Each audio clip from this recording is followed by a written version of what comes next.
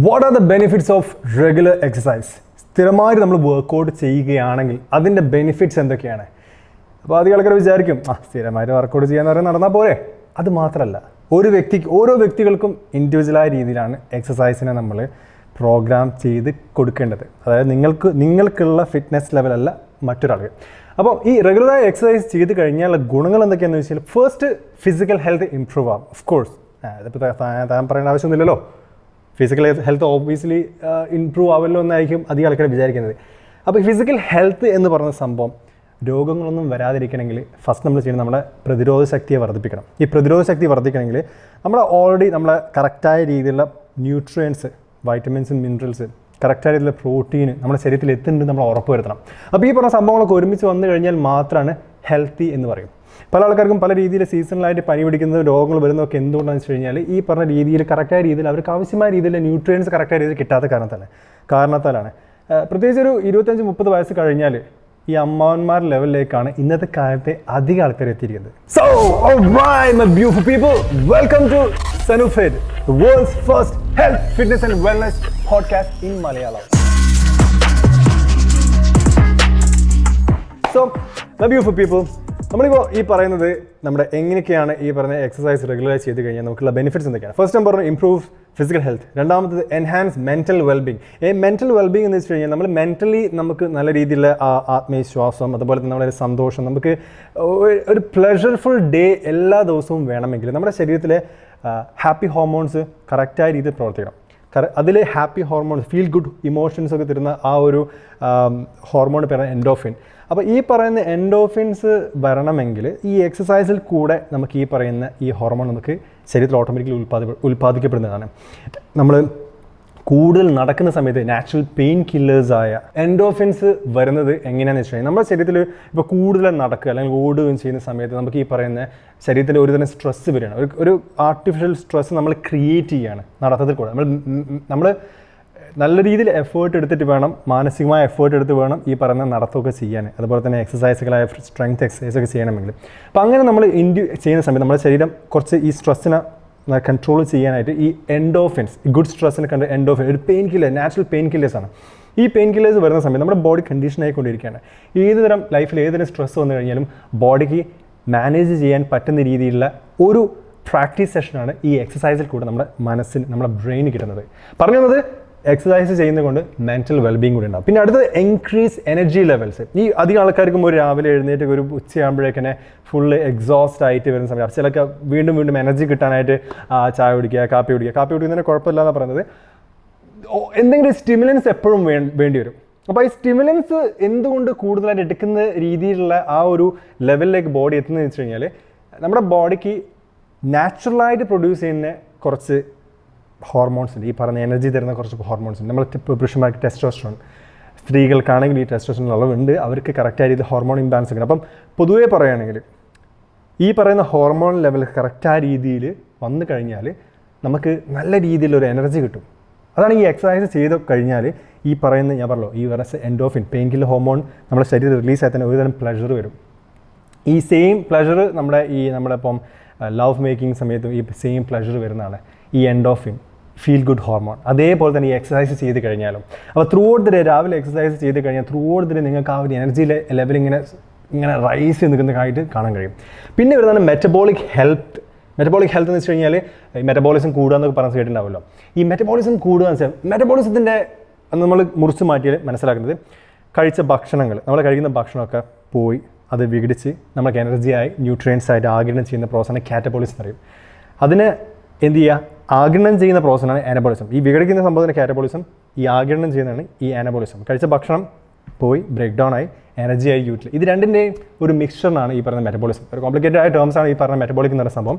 ഈ മെറ്റബോളിസം കൂടണമെങ്കിൽ നമ്മുടെ ശരീരത്തിലെ എക്സ്ട്രാ മസിൽ മാസ് എപ്പോഴും ഫ്രഷും മെയിൻറ്റെയിൻ ലെവലായിരിക്കണം, മെയിൻ്റെനൻസ് ലെവലായിരിക്കും. എപ്പോഴും എന്തെങ്കിലും ഒരു ആക്ടിവിറ്റി ചെയ്തുകൊണ്ടിരിക്കുന്ന മസിൽസൊക്കെ കൂടുതൽ ഊർജ്ജത്തോടെ നിൽക്കുന്ന സമയത്ത് നമ്മുടെ മെറ്റബോളിക് ആക്ടിവിറ്റി കൂടും.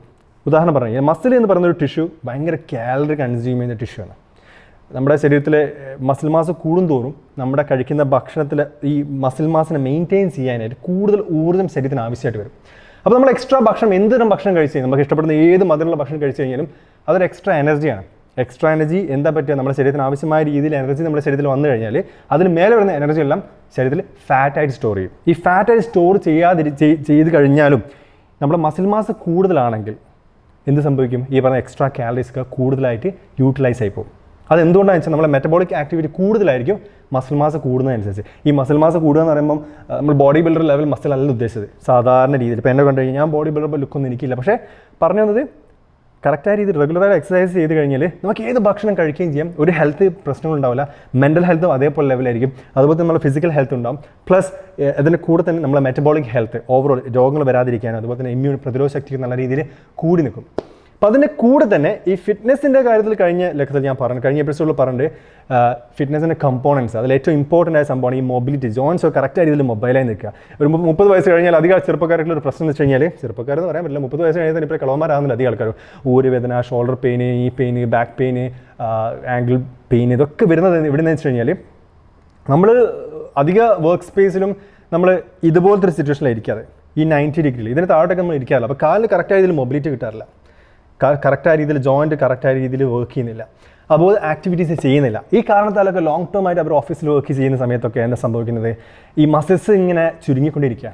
30 വയസ്സ് കഴിഞ്ഞാൽ ഈ ആൺകുട്ടികൾക്കും പെൺകുട്ടികൾക്കും പ്രായപൂർത്തിയായി കഴിഞ്ഞാൽ 8-9 വയസ്സ് കഴിഞ്ഞാൽ പിന്നെ ഒരു 10-15 വർഷം മാക്സിമം അതിനിടയിൽ നമ്മൾ കറക്റ്റായ രീതിയിൽ വർക്കൗട്ടും ഇതിപ്പോൾ ന്യൂട്രീഷൻ ഒന്നും കറക്റ്റായ രീതിയിൽ ചെയ്തിട്ടില്ലെങ്കിൽ നമുക്ക് മാക്സിമം ജെനറ്റിക് പൊട്ടൻഷ്യൽ എത്താനുള്ള ചാൻസ് വളരെ ലിമിറ്റഡായി വരും അതിന് ശേഷം. അപ്പോൾ ഒരു 30 വയസ്സ് കഴിഞ്ഞാൽ എന്താ സംഭവിക്കുന്നത്? നമ്മൾ ഈ പറയുന്ന ഈ മൊബിലിറ്റി, സ്റ്റെബിലിറ്റി ഇതൊക്കെ കുറഞ്ഞു, ഷോൾഡറൊക്കെ ടൈറ്റാകും. കാരണം മസിൽ മാസ് കുറഞ്ഞ കാരണത്താൽ നമ്മൾ ഈ കറക്റ്റായ രീതിയിൽ ഫംഗ്ഷൻ ചെയ്യാനൊന്നും പറ്റില്ല. അപ്പോൾ അങ്ങനെ വരുന്ന സമയത്ത് സംഭവിക്കും ഷോൾഡർ പെയിൻ വരും, നെക്ക് പെയിൻ വരും. ഈ മുട്ട് കറക്റ്റായ രീതിയിൽ ഫ്ലെക്സിബിൾ ആവാത്ത സമയത്ത് എന്താ സംഭവിക്കുക? നമുക്ക് നീ പെയിൻ വരും, അതുപോലെ തന്നെ ഹിപ്പ്, ബാക്ക് പെയിൻ വരും. ഇതൊക്കെ ഒരു ചെയിൻ റിയാക്ഷനാണ്. അപ്പോൾ പറഞ്ഞു വന്നത് ഈ ചെറിയ സംഭവങ്ങളാണ് ഇവൻച്വലി ഒരൊറ്റയടിക്ക് ഹെവി ബാക്ക് പെയിന്, പിന്നെ അത് ഹെൽത്ത് ഇഷ്യൂസ് ആയ ഡയബറ്റീസ് പോലത്തെ ക്രോണിക് ലൈഫ് ഡിസീസസ് വരും.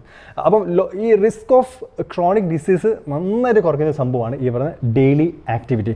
അപ്പോൾ അധികം ആൾക്കാർക്ക് വിചാരിക്കും എന്ത് ആക്ടിവിറ്റിയാണ് ചെയ്യേണ്ടത്, ഏതൊക്കെ രീതിയിലാണ് നമുക്ക് ഇതിനെ ഫോർവേഡ് ചെയ്യേണ്ടത്. ഏതൊരു ആക്ടിവിറ്റി നിങ്ങൾ ചെയ്ത് കഴിഞ്ഞാലും അത് കൺസിസ്റ്റൻ്റായിട്ട് ചെയ്യാൻ പറ്റുന്ന രീതിയിൽ നിങ്ങൾ ചെയ്യണം. അപ്പോൾ എൻ്റെ ട്രെയിനിങ് പ്രോഗ്രാമിൽ ഞാൻ ഈ ഡിസൈൻ ചെയ്തൊരു സംഭവമാണ് മൊബിലിറ്റി മാത്രം ചെയ്യുന്നത്. നമ്മുടെ ഫങ്ഷണൽ പാറ്റേൺസ്, അതായത് നമ്മുടെ ശരീരത്തിൽ നമ്മൾ എന്താ പറയുക, കറക്റ്റായ ഇതിൽ മൊബൈൽ ആവണം, കറക്റ്റായ ഇതിൽ ഫ്ലെക്സിബിലിറ്റി വേണം അല്ലേ. ഇങ്ങനത്തെ കാര്യങ്ങൾ മാത്രം മേജർലി ഫസ്റ്റ് നിങ്ങൾക്ക് ഈസി ആയിട്ട് ചെയ്യാൻ പറ്റുന്ന സംഭവം, അധികം വേറെ ഒന്നും ഒഴുക്കാതെ തന്നെ ഈസി ആയിട്ട് ചെയ്യാൻ പറ്റുന്ന രീതിയിൽ നിങ്ങൾക്ക് എന്ത് ചെയ്യാം, ഈ സംഭവത്തിന് ഫസ്റ്റ് നിങ്ങൾ എടുത്തു കഴിഞ്ഞാൽ ബാക്കിയുള്ള സംഭവം സ്ട്രെങ്ത് ട്രെയിനിങ് വളരെ ഈസി ആയിട്ട് കിട്ടും. അപ്പോൾ ഞാൻ പറഞ്ഞല്ലോ low the risk of chronic diseases. ഇപ്പോൾ ഇന്നത്തെ കാലത്ത് ഏതൊരു രോഗത്തിനും ഒരു മരുന്ന് എന്ന രീതിയിലാണ് ആൾക്കാർ ഫോക്കസ് ചെയ്യുന്നത്. ആൾക്കാർ പണ്ടേ അങ്ങനെ തന്നെയാണ്. കാരണം പെട്ടെന്ന് കാര്യങ്ങൾ തീരുമാനമാകണം. ഈ ഹെൽത്ത് എന്ന് പറയുന്നത് വളരെ കോംപ്ലിക്കേറ്റഡ് സംഭവമാണ്. പല ഡിപ്പാർട്ട്മെൻറ്റ്സ് ഒരുമിച്ച് വർക്ക് ചെയ്ത് കഴിഞ്ഞാൽ നമ്മൾ ഹെൽത്തി എന്ന് പറയാൻ പറ്റും. ഈ പറഞ്ഞ ജോയിൻറ്റ് പെയിൻസ് ഒന്നും ഇല്ലാതെ, ഈ പറയുന്ന നമുക്ക് എന്താ പറയുക അസിഡിറ്റി, അതുപോലെ തന്നെ ബാക്കിയുള്ള പ്രശ്നങ്ങളൊന്നും ഇല്ലാതെ, ലൈഫ് സ്റ്റൈൽ ഇഷ്യൂസ് ഒന്നും ഇല്ലാതെ നമുക്ക് കറക്റ്റായ രീതിയിൽ മെൻ്റൽ ക്ലാരിറ്റിയോടെ കാര്യങ്ങളൊക്കെ ഊർജ്ജസ്വലമായിട്ട് ഡെയിലി ചെയ്യാൻ പറ്റി കഴിഞ്ഞാൽ നമ്മൾ ഹെൽത്തി എന്ന് പറയും. ഒരു പല എലമെൻറ്റ്സ് കൂടി സംഭവമാണ് ഈ ഹെൽത്ത് എന്ന് പറയുന്നത്. ഞാൻ കഴിഞ്ഞ 2 എപ്പിസോഡ് മുന്നേ ഈ സെയിം സംഭവം ഹെൽത്തിനെ പറ്റി ഡീറ്റെയിൽ പറഞ്ഞിട്ടുണ്ട്. അപ്പം ഈ പറഞ്ഞ ഈ ലൈഫ് സ്റ്റൈൽ ഡിസീസസ് തന്നെ കുറേ ഉണ്ട്. അപ്പം അതിലേറ്റവും തുടക്കക്കാരനാണ് ഈ ഒബീസിറ്റി എന്ന് പറയുന്നത്. നമ്മൾ ഈ പറയുന്ന ഫസ്റ്റ് ഒബീസിറ്റി എന്ന് പറയുന്നത് വിസറൽ ഒബീസ്. നമ്മൾ ഈ പറയുന്ന വയറിൽ ട്രങ്ക് ഫാറ്റ് കൂടുക, നമ്മൾ വയറ് മാത്രം ഫാറ്റ് കൂടുക. അപ്പം അവിടെയാണ് ഈ സ്ട്രെസ് ഫാറ്റ് എന്ന് പറയാം. കൂടുതലായിട്ട് സ്ട്രെസ്സ് എടുക്കുന്ന ആൾക്കാർക്ക് ഈ പറയുന്ന ട്രങ്ക് ഒബീസിറ്റി കൂടുന്നതായിട്ട് വളരെ കാണുന്നുണ്ട്. അപ്പോൾ സ്ട്രെസ് എന്ന് പറയുന്ന സമയത്ത് നമുക്ക് ഇന്നത്തെ കാലത്ത് ഫിനാൻഷ്യൽ സ്ട്രെസ് ഉണ്ടാവും, പേഴ്സണൽ റിലേഷൻസ് സ്ട്രെസ് ഉണ്ടാവും, അതുപോലെ തന്നെ പല രീതിയിലുള്ള ബാക്കിയുള്ള സ്ട്രെസ് ഉണ്ടാവും. അപ്പോൾ ഇതെല്ലാം സ്ട്രെസ് വരുന്ന സമയത്ത് നമ്മൾ അതും പേരെക്കൊണ്ടിങ്ങനെ നടക്കണം മാനസികമായിട്ട്. അപ്പം സ്ട്രെസ് ഈറ്റിംഗ് ബിഹേവിയർ ഉണ്ടാവും, പല ജങ്ക് ഫുഡ് വാരി കഴിക്കും, അതുപോലെ തന്നെ ഉറക്കമില്ലായ്മ ഉണ്ടാവും. അപ്പോൾ ഇതൊക്കെ ഒരു വഴിക്ക് ഇങ്ങനെ പോകുന്നുണ്ട്. അപ്പോൾ അതിനെ മാനേജ് ചെയ്യാനായിട്ട് നമ്മൾ ഒരു സംഭവം ചെയ്ത് നമ്മൾ പിൽസ് അല്ലെങ്കിൽ മരുന്നുകൾ വാങ്ങി കഴിക്കാനല്ലാതെ ഇതിനെങ്ങനെ ആക്റ്റീവായ ഒരു സൊല്യൂഷൻ പറയുന്ന സംഭവം അധികം ആൾക്കാർക്ക് അറിയില്ല. ശരിക്കും ഒന്ന് നടന്നു കഴിഞ്ഞാൽ, ഒരു മണിക്കൂർ നടന്നു കഴിഞ്ഞാൽ ഏകദേശം നിങ്ങൾ സ്ട്രെസ്സൊക്കെ കുറയുന്നത് നിങ്ങൾക്ക് കാണാൻ കഴിയും. ഞാൻ പറഞ്ഞില്ല, ഈ hormones, feel good emotional hormones എന്ത് ചെയ്യും, വന്നിട്ട് നമ്മളെ ഹെൽത്ത് ബോഡിനെ മൊത്തം ഒന്ന് റിലാക്സ് ചെയ്യും. അതാണ് ഈ പറഞ്ഞ രീതിയിൽ നമ്മൾ എന്താണ് ഈ എക്സസൈസ് ചെയ്യുന്ന ഗുണം. പിന്നെ ഈ പറഞ്ഞ ടൈപ്പ് 2 ഡയബറ്റീസ് വരും, cardiovascular disease, high cholesterol, metabolic syndrome, osteoporosis, എല്ല് തേയ്മാനം എന്നാണ് പറയുന്ന സംഭവം. ഈ എല്ലിൻ്റെ കാര്യത്തിനെ പറ്റി ഞാൻ പറഞ്ഞല്ലോ, ഈ ബോൺ ഡെൻസിറ്റി, എല്ലിൻ്റെ സാന്ദ്രത കൂടണമെങ്കിൽ നമ്മൾ എന്തെങ്കിലും ആക്ടിവിറ്റീസ് ചെയ്തിട്ട് നമ്മൾ ആ പറയുന്ന മസിൽസിനെ ഉറപ്പിച്ചുകൊണ്ടുവരണം. ഈ മസിൽ എവിടെയുള്ളത്? ഈ എല്ലിൻ്റെ മുകളിലുള്ളത്, ശരിയല്ലേ? അപ്പോൾ ഈ എല്ല് കറക്റ്റായ രീതിയിൽ ഡെൻസ് ആവണമെങ്കിൽ നമ്മൾ എന്ത് ചെയ്യണം? ഈ മസിൽസിനെ ആക്ടിവേറ്റ് ചെയ്യണം. അപ്പോൾ നമ്മൾ ചെയ്യുന്ന എക്സസൈസ്, സ്ക്വാട്സ് ആയിക്കോട്ടെ, അല്ലെങ്കിൽ പുഷപ്സ് ആയിക്കോട്ടെ, അല്ലെങ്കിൽ നമ്മൾ സ്പീഡിൽ ഓടുക, സ്പീഡിൽ ഓടാനൊക്കെ പഠിക്കണം കേട്ടോ, അല്ലാതെ ചാടിക്കടി ഒറ്റയടി സ്പ്രിൻറ്റ് ചെയ്ത് 100 മീറ്റർ ഓട്ടമൊക്കെ ഓടിക്കഴിഞ്ഞാൽ കാലും കൈയും ബാക്കൊക്കെ നമുക്ക് ഉളുക്കി പോകും. പറഞ്ഞു വന്നത് ഈ രീതിയിൽ ആക്ടിവിറ്റീസ് നല്ല പവർ പ്രൊഡ്യൂസ് ചെയ്യുന്ന രീതിയിൽ എക്സസൈസുകൾ ചെയ്ത് കഴിഞ്ഞാൽ നമ്മുടെ ജോയിൻസ് ഒക്കെ നല്ല രീതിയിൽ ഡെൻസായി വരും. അപ്പം എന്താ സംഭവിക്കുന്നത് വെച്ച് കഴിഞ്ഞാൽ നിങ്ങൾക്ക് ഈ പറയുന്ന രീതിയിലുള്ള ഈ എല്ല് തേയ്മാനം അതുപോലെ തന്നെ ഈ ജോയിൻറ്റ് പെയിൻസും കാര്യങ്ങളൊന്നും വരില്ല. പിന്നെ പല ആൾക്കാർക്കും വൈറ്റമിൻ ഡി ഡെഫിഷ്യൻസി ഉണ്ട്. ഈ എന്തുകൊണ്ടെന്ന് വെച്ചാൽ അധികം ആൾക്കാർ ഇൻഡോഴ്സാണ് ഇന്നത്തെ കാലത്ത് ഏറ്റവും കൂടുതൽ വർക്ക് ചെയ്യുന്നത്. പുറത്ത് പോയി വെയിൽ കൊണ്ട് കാര്യങ്ങളൊക്കെ ചെയ്യുക. പണ്ടൊക്കെ നമ്മൾ കുട്ടികളൊക്കെ വെയിലത്ത് പോയി കളിക്കുകയൊക്കെ ചെയ്യാൻ സ്കൂൾ വിട്ട് കഴിഞ്ഞാലൊക്കെ. അപ്പോൾ ഇന്നത്തെ കാലത്ത് കുട്ടികളൊക്കെ ഒന്ന് കഴിഞ്ഞ് രണ്ടാമത് നേരെ വീട്ടിൽ കയറി വരും. പിന്നെ വീഡിയോ ഗെയിംസിലാണ് അധികം ഉണ്ടാവുക. ആൾക്കാരാണെങ്കിൽ തന്നെ ഈ ബോർഡ് ഗെയിംസ് അല്ലെങ്കിൽ ചില പരമാവധി ഈ നേച്ചറായുള്ള ബന്ധം വളരെയധികം വിട്ടതുകൊണ്ടാണ് അധികം ആൾക്കാർ ഈ വൈറ്റമിൻ ഡി ഡെഫിഷ്യൻസി വരുന്നത്. അതുകൊണ്ട് തന്നെ പല രീതിയിലുള്ള പ്രശ്നങ്ങളും ജോയിൻറ്റ് ഇഷ്യൂസൊക്കെ വരാറുണ്ട്. പിന്നെ അതിന് മേലെ തന്നെ ലെവൽ എന്താ പറയുക കുറച്ചുകൂടെ വേഴ്സ് ആയി കഴിഞ്ഞാൽ പെട്ടെന്നാണ് ക്യാൻസേഴ്സ് വരിക.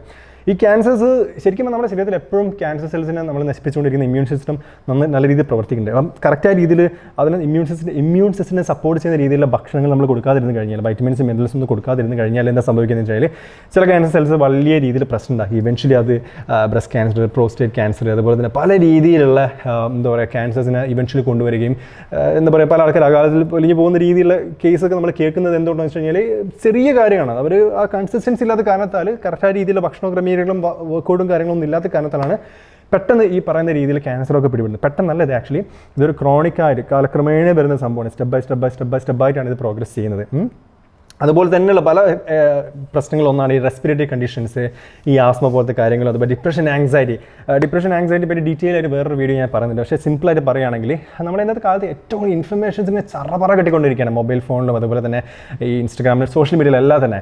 അപ്പം നമ്മൾ എപ്പോഴും ഇങ്ങനെ ഈ ടിക്ടോക്കിൽ വീഡിയോസൊക്കെ കാണുന്ന സമയത്ത്, ഇൻസ്റ്റാഗ്രാം റീൽസൊക്കെ കാണുന്ന സമയത്ത് പെട്ടെന്ന് ഈ ഭയങ്കര പ്ലഷർഫുള്ളായ കാര്യങ്ങൾ വന്നുകൊണ്ടേയിരിക്കുക. അപ്പം പെട്ടെന്ന് അത് ക്ലോസ് ചെയ്യുമ്പോഴേക്കും നമുക്ക് വേറെ ഒന്നുമില്ല, പ്ലഷറുള്ളായ ഒരു സംഭവം നമ്മുടെ ലൈഫ് സ്റ്റൈൽ വേറെ അല്ല. നമുക്കിങ്ങനെ എപ്പോഴും ഇങ്ങനെ ആർമാദിച്ച് കൊണ്ടേയിരിക്കുന്ന രീതിയിലുള്ള ഒരു സംഭവം ബ്രെയിൻ കിട്ടിക്കൊണ്ടേയിരിക്കണം. അപ്പോൾ അത് കൂടുതൽ വന്നു കഴിഞ്ഞാൽ ഒരു അഡിക്ഷനാണത്, ഒരു കൊക്കൈൻ പോലത്തെ ഒരു അഡിക്ഷനാണ്. ഭയങ്കര പ്ലഷർ തരികയല്ല ഈ പറയുന്ന വീഡിയോസ് കാണുന്ന സമയത്ത്. അപ്പം ചുരുക്കം പറഞ്ഞാൽ ഇഷ്ടംപോലെ ലൈഫ് സ്റ്റൈൽ ഡിസീസ് നമ്മുടെ ഈ സമൂഹത്തിലുള്ളത് തന്നെ വരുന്നത് എന്തുകൊണ്ടെന്ന് വെച്ചാൽ ഈ കാലക്രമേണ നമ്മൾ ഇപ്പോൾ കറക്റ്റ് രീതിയിൽ ഭക്ഷണ ക്രമീകരണങ്ങളും എക്സസൈസൊന്നും ഇല്ലാതാണ്. അപ്പോൾ എക്സസൈസിൽ മാത്രമാണ് ഇവിടെ നിന്ന് ഫോക്കസ് ചെയ്യുന്നത്.